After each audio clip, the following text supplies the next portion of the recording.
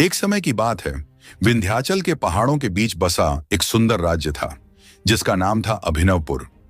इस राज्य का राजा राजा विक्रमादित्य अपनी बुद्धिमत्ता और पराक्रम के लिए प्रसिद्ध था। राजा न्यायप्रिय और प्रजा के प्रिय थे। उनकी पत्नी रानी सौम्या अपनी सुंदरता और सौम्यता के लिए पूरे राज्य में जानी जाती थी। रानी सौम्या राजा की एकमात्र पत्नी थी और राजा उनसे अत्यधिक प्रेम करते थे। राजमहल का जीवन भव्य था, लेकिन रानी सौम्या का मन अक्सर एकाकी और उचाट रहता था। राजा अपने राजकाज में व्यस्त रहते और रानी अकेलेपन का सामना करती।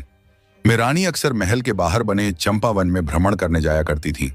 चंपावन में एक साधु का आश्रम था जिसका नाम था स्वामी अंबिकानंद। वे अपने ज्ञान और मंत्रों के लिए दूर दूर तक प्रसिद्ध थे। रानी जब पहली बार वहां गईं, तो साधु ने उनका स्वागत किया और उनसे गहन चर्चा की। साधु की वाणी में ऐसा आकर्षण था कि रानी मंत्रमुग्ध हो गई। रानी सौम्या ने बहाने बनाकर साधु के आश्रम जाना शुरू कर दिया। साधु ने उन्हें ध्यान, योग और शास्त्रों का ज्ञान देना शुरू किया, परंतु यह रिश्ता धीरे धीरे शारीरिक आकर्षण में बदलने लगा। साधु की रहस्यमयी आंखें और रानी की अकेली आत्मा के बीच एक ऐसी डोर बंध गई जिसे छिपाना आसान नहीं था। रानी ने इस रिश्ते को राज रखने के लिए बहुत सावधानी बरती। वह साधु से तब मिलती जब राजा दरबार में व्यस्त होते। कभी कभी रात के अंधेरे में भी रानी चुपचाप महल छोड़कर साधु के आश्रम जाती। रानी ने राजा के प्रति अपना व्यवहार ऐसा रखा कि उन्हें कभी शक न हो। वह राजा का पूरा ख्याल रखती, उनसे मधुर बातें करती और उनके हर आदेश का पालन करती। राजा को लगता कि रानी उनसे बहुत प्रेम करती हैं। चंपावन का साधु और रानी का यह संबंध अब गुप्त रूप से बढ़ता जा रहा था। रानी का दिल साधु के लिए धड़कता और साधु उनकी हर इच्छाओं को पूरा करता। रानी सौम्या और साधु अंबिकानंद का यह गुप्त संबंध समय के साथ गहराता गया। साधु का व्यक्तित्व इतना रहस्यमय था कि रानी उसमें पूरी तरह डूब चुकी थी। चंपावन का वह आश्रम अब रानी के लिए एक ऐसा स्थान बन गया था जहां वह अपनी सभी चिंताओं और महल के नियमों को भूल जाती थी। रानी ने महल के सेवकों को भी अपनी चालाकी से वश में कर लिया था।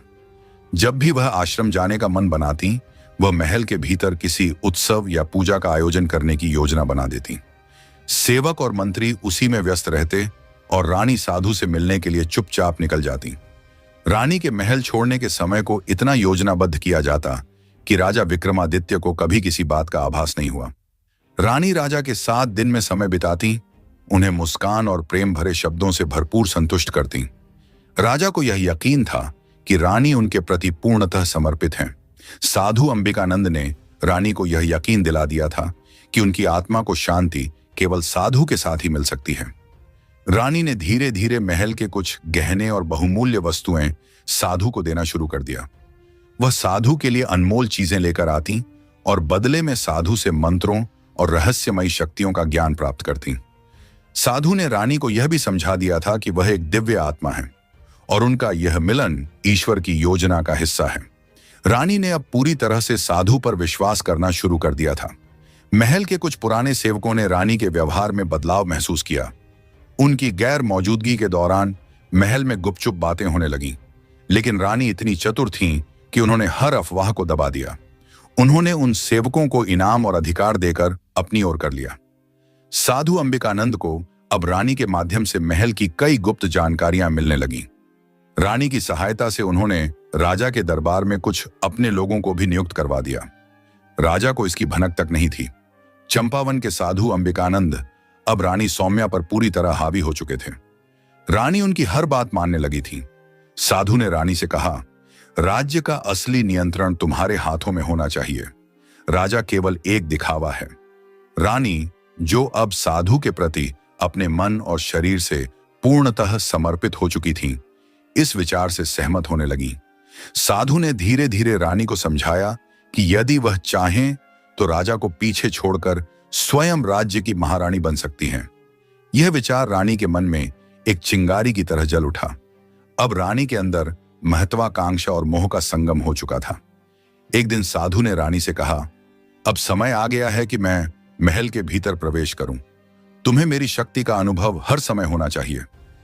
रानी ने चुपके से साधु को महल के भीतर एक गुप्त स्थान में रहने की अनुमति दे दी। रानी ने महल के पुराने कक्षों में से एक को सजवाया और उसे साधु के रहने योग्य बना दिया। साधु अब महल में छिपकर रहने लगे, लेकिन इस बात का पता केवल रानी और उनकी सबसे विश्वास पात्र दासी को था। साधु ने राजा के दैनिक कार्यों और महल के नियम कानूनों पर गहराई से नजर रखनी शुरू कर दी।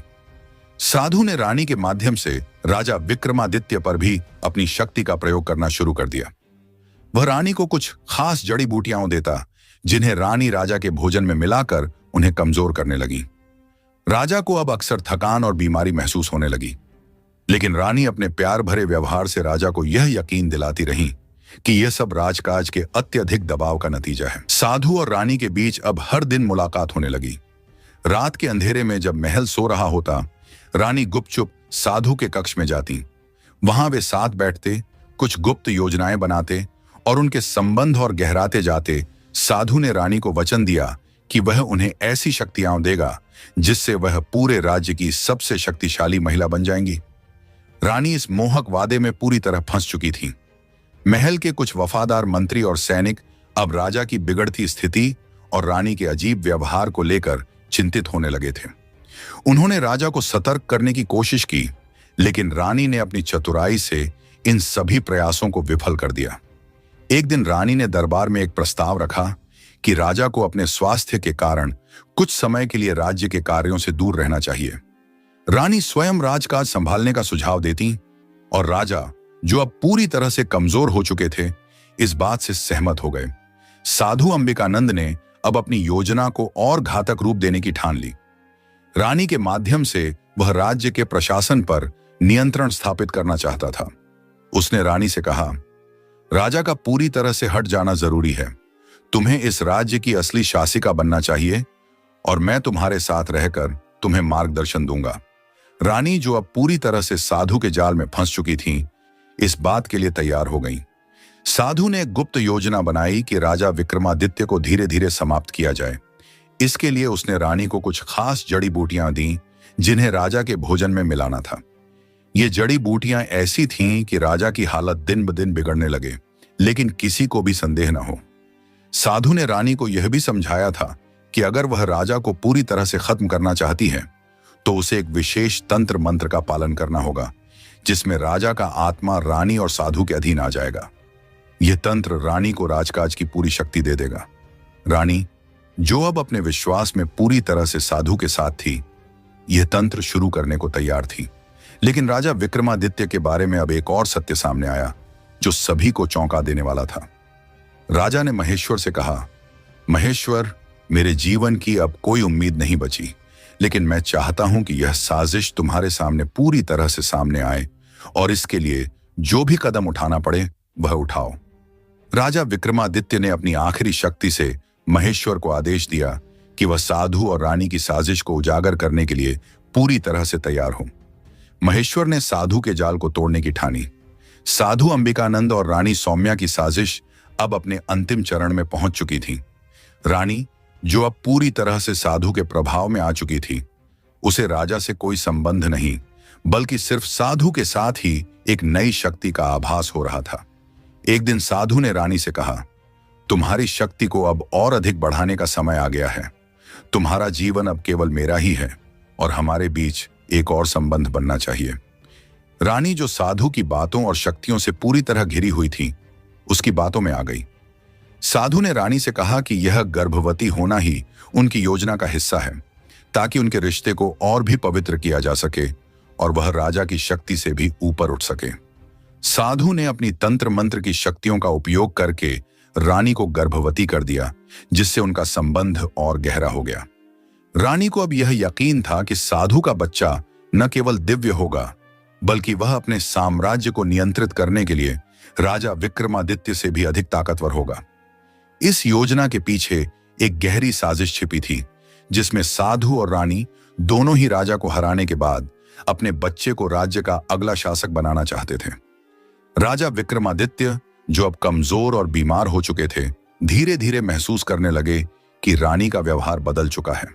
राजा को यह भी आभास हुआ कि रानी के अंदर कोई गहरी चिंता और चालाकी छिपी हुई है। एक दिन राजा ने महेश्वर से कहा, महेश्वर, मुझे लगता है कि रानी मुझसे कुछ छिपा रही है। मैं यह नहीं जान पा रहा कि वह क्यों बदल गई है। लेकिन अब मुझे महसूस हो रहा है कि वह साधु अंबिकानंद के साथ कुछ गहरे संबंध में है। महेश्वर ने राजा से कहा, महाराज, मैं आपको पूरी सच्चाई बताऊंगा। रानी और साधु के बीच एक गुप्त संबंध है और अब यह बात और भी बढ़ गई है। रानी साधु से गर्भवती हो चुकी है और यह सब कुछ उसी की साजिश का हिस्सा है। राजा विक्रमादित्य को यह सुनकर जोर का झटका लगा। वह यह समझ गए थे कि रानी और साधु के बीच कुछ बड़ा चल रहा है और अब उनकी हालत इतनी खराब हो चुकी थी कि वह किसी बड़े कदम नहीं उठा पा रहे थे। राजमहल में कुछ लोग अब रानी और साधु की गतिविधियों के बारे में जानने लगे थे। एक गुप्तचर जो महल के भीतर हमेशा छुपकर काम करता था, ने एक दिन रानी और साधु की एक मुलाकात को देखा। गुप्तचर ने रानी और साधु को एकांत में बात करते हुए सुना। वे दोनों एक साथ बैठकर अपने भविष्य के बारे में योजना बना रहे थे, जिसमें रानी के गर्भवती होने का मुद्दा प्रमुख था। गुप्तचर ने जो सुना उसे वह तुरंत महेश्वर को सूचित करने के लिए महल में भेज दिया। महेश्वर ने उस सूचना को राजा विक्रमादित्य तक पहुंचाया और राजा को पूरी सच्चाई का पता चला। गुप्तचर ने राजा से कहा, महाराज, मैंने सुना है कि रानी और साधु का एक गुप्त संबंध है और रानी अब साधु से गर्भवती हो चुकी है। यह बच्चा केवल साधु का नहीं बल्कि राज्य की सत्ता और शक्ति का प्रतीक बनेगा। राजा विक्रमादित्य अब पूरी तरह से टूट चुके थे। उनकी मानसिक स्थिति इतनी बिगड़ चुकी थी कि वह इस हालात को सहन नहीं कर पा रहे थे। राजा विक्रमादित्य के दिल में अब केवल एक ख्याल था, क्या वह अपने राज्य को फिर से उसी तरीके से संभाल पाएंगे जैसे पहले करते थे? लेकिन राजा का संदेह अब पूरी तरह से सही साबित हो चुका था। राजा विक्रमादित्य, जो अब पूरी तरह से अपने राज्य और अपनी पत्नी की साजिश के बारे में जान चुके थे, ने इस जानकारी को अपने दिल में छिपा रखा। वह यह नहीं चाहते थे कि प्रजा और महल के अन्य लोग इस सच्चाई को जानें, क्योंकि इससे राज्य में अराजकता फैल सकती थी।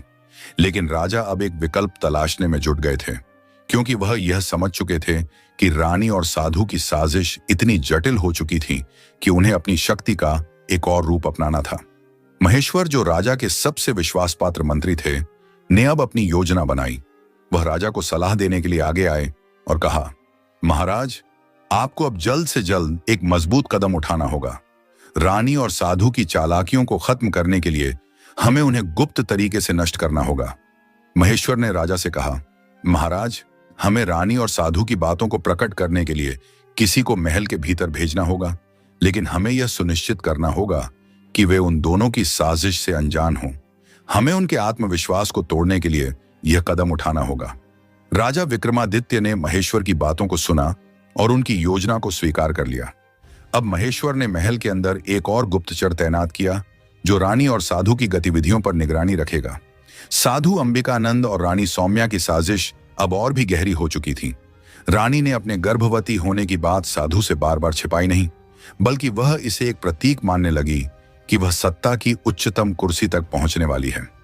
साधु ने उसे और भरोसा दिलाया कि उनका बच्चा सिर्फ उनका नहीं बल्कि इस राज्य का भविष्य होगा। वह दोनों अब मिलकर राज्य पर कब्जा करने के लिए और भी घातक कदम उठाने की योजना बना रहे थे। साधु ने रानी से कहा, तुम्हारा बच्चा हमारे साम्राज्य का भविष्य होगा। हम मिलकर इस राज्य पर राज करेंगे और राजा विक्रमादित्य को भूल जाओ। रानी ने साधु के शब्दों में विश्वास किया और उसे अपने दिल से अपना मार्गदर्शक मान लिया। गुप्तचर, जो महल के भीतर छुपकर रानी और साधु की गतिविधियों पर नजर रख रहा था, ने अब एक और महत्वपूर्ण सूचना महेश्वर को दी। उसने बताया कि रानी और साधु ने एक गुप्त बैठक की थी, जिसमें दोनों ने मिलकर राजा को पूरी तरह से नष्ट करने और राज्य पर अपना शासन स्थापित करने की योजना बनाई थी। गुप्तचर ने यह भी बताया कि रानी ने साधु से कहा था कि अगर राजा विक्रमादित्य अब भी जिंदा रहेगा तो वह उसकी शक्ति के खिलाफ एक चुनौती बनेगा। महेश्वर ने राजा विक्रमादित्य को इस सब की जानकारी दी और राजा ने अब यह ठान लिया कि वह साधु और रानी की साजिश का पर्दाफाश करेंगे। लेकिन राजा की शारीरिक स्थिति अब इतनी बिगड़ चुकी थी कि उसे यह सब अकेले नहीं करना था। उसने महेश्वर से कहा, महेश्वर, अब वक्त आ गया है कि हमें उनका सामना करना होगा और हम यह काम साथ में करेंगे। साधु अंबिकानंद को अब यह यकीन हो गया था कि राजा विक्रमादित्य अब पूरी तरह से हार चुके थे। वह और रानी अब राज्य पर अपनी पकड़ बनाने के लिए पूरी तरह से तैयार थे। साधु ने रानी से कहा, राजा विक्रमादित्य को अब कोई नहीं बचा सकता। हम दोनों मिलकर इस राज्य के अगले शासक होंगे। साधु और रानी की योजना अब इस स्तर पर पहुंच चुकी थी कि वे राजा विक्रमादित्य को पूरी तरह से अपदस्थ करने की योजना बना चुके थे और उनका बच्चा राज्य का नया शासक बनेगा। राजा विक्रमादित्य, जो अब लगभग मृत्यु के कगार पर थे, ने अपनी पूरी ताकत लगाकर एक अंतिम कदम उठाने का मन बनाया। वह जानते थे कि अगर वह इस समय कोई बड़ा कदम नहीं उठाएंगे तो उनके राज्य की स्थिति हमेशा के लिए खतरे में पड़ जाएगी। महेश्वर ने राजा से कहा, महाराज, यह साजिश अब खुली है। अगर हम इसे अब रोकने में सफल नहीं हुए तो यह राज्य हमारे हाथ से निकल जाएगा। राजा ने एक गहरी सांस ली और महेश्वर से कहा, हम इस साजिश को खत्म करेंगे, चाहे इसके लिए मुझे अपनी जान भी क्यों न देनी पड़े। राजा विक्रमादित्य, जिन्हें महल और प्रजा में एक शक्तिशाली और न्यायप्रिय शासक माना जाता था, असल में इतने कमजोर और बीमार नहीं थे जितना सब सोच रहे थे। यह सब एक गहरी साजिश का हिस्सा था। असल में राजा को धोखे से बीमार बना दिया गया था ताकि वह रानी सौम्या के साथ संबंध बना सके और वह गर्भवती हो जाए। यह सब साधु अंबिकानंद की योजना थी, जो रानी के साथ मिलकर राजा को अपने जाल में फंसा चुका था। साधु जानता था कि रानी को गर्भवती करने के बाद ही वह अपनी पूरी साजिश को अंतिम रूप दे सकता था, लेकिन साधु ने यह साजिश इतनी गुप्त और प्रभावशाली तरीके से रची कि राजा विक्रमादित्य को भी यह समझने का कोई मौका नहीं मिला। साधु ने राजा विक्रमादित्य को जानबूझकर बीमार कर दिया था। उसने रानी को बताया था कि अगर वह राजा को कमजोर कर देगी तो वह आसानी से उसे साधु से मिलाने के लिए राजी हो जाएगा। साधु ने अपने तंत्र मंत्र का इस्तेमाल किया और राजा के शरीर में ऐसी बीमारियां घुसा दी जो पहले उसे बिल्कुल भी नहीं थी। यह बीमारी इतनी चुपचाप और धीरे धीरे फैल रही थी कि कोई भी डॉक्टर या वैद्य इसे सही से पहचान नहीं पा रहे थे। रानी, जो अब साधु के हर निर्देश का पालन कर रही थी, धीरे धीरे राजा के लिए ऐसा माहौल तैयार कर रही थी जिसमें वह कमजोर हो जाए और अपनी आत्मनियंत्रण खो बैठे। राजा विक्रमादित्य ने अपनी कमजोरी को महसूस किया, लेकिन वह यह नहीं समझ पाए कि यह सब कुछ साधु और रानी की साजिश का हिस्सा था। जब राजा विक्रमादित्य का शरीर पूरी तरह से कमजोर हो गया तो रानी ने साधु के साथ मिलकर एक गुप्त रात बिताई। यह रात राजा के लिए एक बड़े बदलाव का कारण बन गई। रानी को गर्भवती करने के बाद साधु ने पूरी योजना को अदृश्य रूप से पूरा किया। कोई भी नहीं जानता था कि रानी और साधु के बीच यह घटना घटित हो चुकी थी, क्योंकि रानी ने इसे एक गहरी रहस्य की तरह रखा था। साधु ने रानी से कहा, अब तुम पूरी तरह से हमारे साथ हो। तुम्हारा बच्चा हमारी साजिश का सबसे अहम हिस्सा बनेगा। अब तुम और मैं मिलकर इस राज्य को अपने अधीन करेंगे। रानी, जो पहले ही साधु के जाल में फंसी हुई थी, अब पूरी तरह से उसकी बातों पर विश्वास करने लगी। उसने साधु को वचन दिया कि वह अपने बच्चे को राज्य की पूरी सत्ता सौंपेगी ताकि वे दोनों इस राज्य को अपने नियंत्रण में ला सके। राजा विक्रमादित्य, जो अब पूरी तरह से कमजोर और असमर्थ हो चुके थे, अचानक एक दिन महेश्वर से मिलने आए और कहा, महेश्वर, मुझे लगता है कि कुछ गड़बड़ है। मैं पहले जैसा शक्तिशाली नहीं महसूस कर रहा हूं और मुझे डर है कि कोई मेरे खिलाफ साजिश कर रहा है। महेश्वर, जो अब पूरी सच्चाई जान चुका था, राजा से सच्चाई कहने का साहस नहीं जुटा पा रहा था, लेकिन राजा के संदेह को देखते हुए महेश्वर ने धीरे धीरे राजा को यह बताने की योजना बनाई कि यह सब कुछ एक गहरी साजिश का हिस्सा था। एक रात महल के गुप्तचर ने रानी और साधु की एक गुप्त बैठक देखी। इस बैठक में दोनों अपनी भविष्यवाणियों और योजनाओं को लेकर चर्चा कर रहे थे। गुप्तचर ने सुना कि रानी ने साधु से कहा, राजा विक्रमादित्य अब हमसे कुछ भी नहीं कर सकता। मैं अब पूरी तरह से तुम्हारी ओर से हूं और मेरा बच्चा हमारे राज्य का भविष्य बनेगा।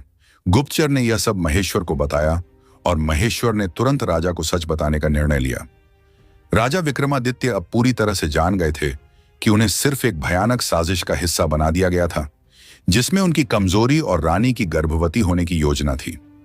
राजा विक्रमादित्य ने अब पूरी सच्चाई जान ली थी। उन्होंने महेश्वर से कहा, महेश्वर, यह साजिश इतनी गहरी है कि अब हमें इसे तुरंत खत्म करना होगा। मुझे अपनी शक्तियों को फिर से जागृत करना होगा। हमें इस रहस्य को उजागर करना होगा और साधु और रानी को उनके हर कदम के लिए सजा दिलवानी होगी। राजा विक्रमादित्य अब पूरी तरह से सच्चाई जान चुके थे और उनका संकल्प मजबूत हो गया था। वह जानते थे कि यह समय उनके लिए सबसे कठिन है, लेकिन अगर उन्होंने इस समय का सही तरीके से सामना किया तो वह न सिर्फ अपनी खोई हुई ताकत को वापस पा सकते थे, बल्कि राज्य पर साधु और रानी की साजिश का पर्दाफाश भी कर सकते थे। राजा ने महेश्वर से कहा, महेश्वर, मैं अब अपनी खोई हुई शक्ति को फिर से महसूस करना चाहता हूं। मुझे चाहिए एक ऐसी योजना जिससे मैं साधु और रानी को उनके ही जाल में फंसा सकूं। हम उन्हें यह समझाने देंगे कि अब वह हमें हरा चुके हैं, लेकिन हम असल में उन्हें उनके ही खेल में मात देंगे। महेश्वर ने राजा की बातों को सुना और एक गहरी सोच में डूब गया। उसने धीरे से कहा, महाराज, आपकी स्थिति इतनी नाजुक है कि हमें एक खास प्रकार की रणनीति की जरूरत होगी। हमें पहले उन्हें यह विश्वास दिलाना होगा कि आप पूरी तरह से हार चुके हैं।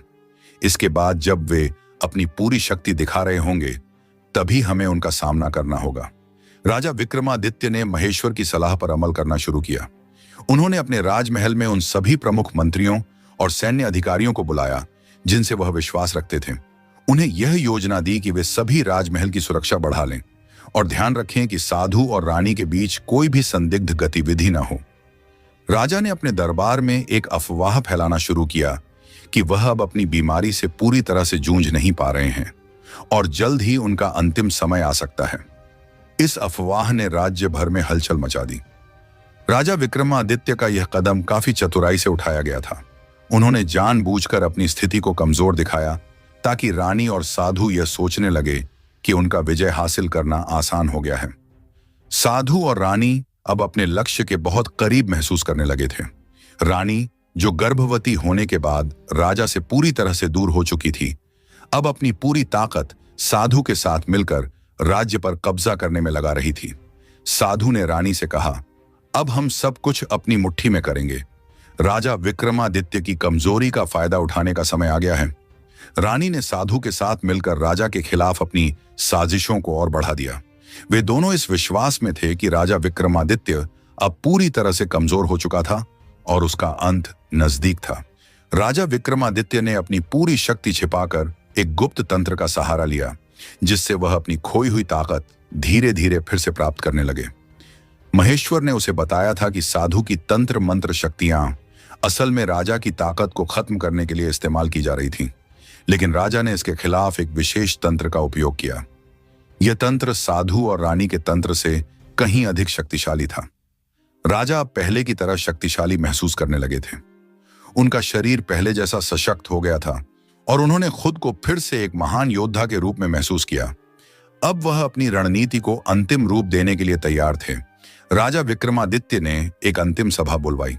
इस सभा में पूरे राज्य के मंत्री, अधिकारी और दरबारी शामिल हुए। रानी और साधु को भी बुलाया गया, लेकिन वे दोनों यह नहीं समझ पा रहे थे कि राजा अचानक इतनी जल्दी स्वस्थ क्यों हो गए हैं। राजा ने सभा में घोषणा की, प्रिय दरबारियों, आज मैं आपको बताना चाहता हूं कि मैंने अपनी कमजोरी को धोखे से आपके सामने पेश किया। यह सब मेरी साजिश थी ताकि मैं साधु और रानी की चालाकी का पर्दाफाश कर सकूं। सभी लोग स्तब्ध रह गए। राजा ने फिर अपनी पूरी योजना का खुलासा किया। उन्होंने बताया कि साधु और रानी ने एक जटिल साजिश रची थी, जिसमें रानी को गर्भवती करना और राजा को कमजोर करना शामिल था। रानी और साधु की आंखों में अब डर था। उनकी पूरी योजना नष्ट हो चुकी थी। राजा विक्रमादित्य ने उन्हें गिरफ्तार करने का आदेश दिया और राज्य के सबसे बड़े जेल में डालने के लिए कहा। रानी और साधु की साजिश अब पूरी तरह से विफल हो चुकी थी। सभी दरबारी राजा की बुद्धिमत्ता और धैर्य की सराहना करने लगे। उन्होंने महसूस किया कि राजा विक्रमादित्य ने अपनी शक्ति और साहस को सही समय पर जागृत किया, जिससे वह अपनी राज्य सत्ता को बचा सके। राजा ने कहा, मैंने कभी नहीं सोचा था कि मेरी रानी और एक साधु मेरे खिलाफ इतने बड़े जाल का हिस्सा बनेंगे, लेकिन अब यह समय है कि हम अपने राज्य की सुरक्षा को और मजबूत करें और ऐसे लोगों को कभी भी हमारे राज्य के भीतर घुसने का मौका न दें। राजा विक्रमादित्य की महल में उद्घोषणा ने दरबारियों को स्तब्ध कर दिया था। साधु और रानी, जिन्हें अब अपनी साजिश का पर्दाफाश होने का डर था, महल में बुरी तरह से घबराए हुए थे। साधु ने भागने की कोशिश की, लेकिन महेश्वर और सैनिकों ने उसे पकड़ लिया। रानी भी चुपचाप अपने अपराध स्वीकार नहीं कर पा रही थी। अब वह समझ चुकी थी कि उसे भी राजा के सामने जवाब देना होगा। राजा ने दोनों को सामने लाकर कहा, साधु अंबिकानंद और रानी सौम्या, तुम्हारी साजिशें न केवल मेरी परंतु इस राज्य की सभ्यता और प्रतिष्ठा के खिलाफ थीं। तुमने मुझे और मेरी प्रजा को धोखा दिया। अब तुम्हें इसका खामियाजा भुगतना होगा। राजा ने आदेश दिया कि साधु को राज्य के बाहर के जंगल में निर्वासित कर दिया जाए, जहां वह तंत्र मंत्र के प्रयोग से अपनी शक्तियों का कोई उपयोग न कर सके। वहीं रानी को महल में बंदी बना लिया गया, लेकिन उसकी सजा और भी कड़ी थी। उसे अपने कृत्यों के लिए राजा के सामने सार्वजनिक रूप से माफी मांगनी पड़ी। रानी ने अपने कृत्य पर गहरी शर्मिंदगी महसूस की। वह राजा के सामने आई और कहा, महाराज, मैंने आपकी उपेक्षा की और साधु के जाल में फंसकर राज्य के खिलाफ साजिश रच डाली। मैं अब समझ चुकी हूं कि यह मेरी सबसे बड़ी भूल थी। कृपया मुझे मेरी गलती का प्रायश्चित करने का अवसर दें।